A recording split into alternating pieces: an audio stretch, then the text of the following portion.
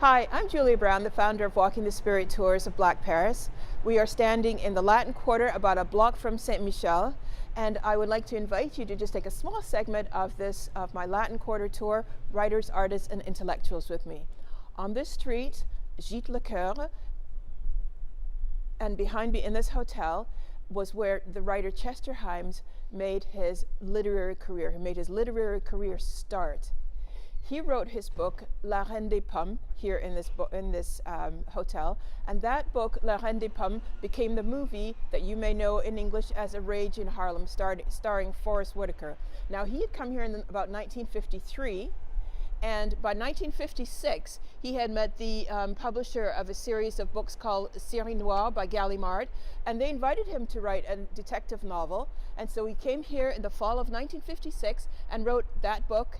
And so the character in that book, Ima Bell, was born right in this hotel here. And that book, of course, went on to become the movie. And from that, his literary career launched because he won a literary prize in France with that book.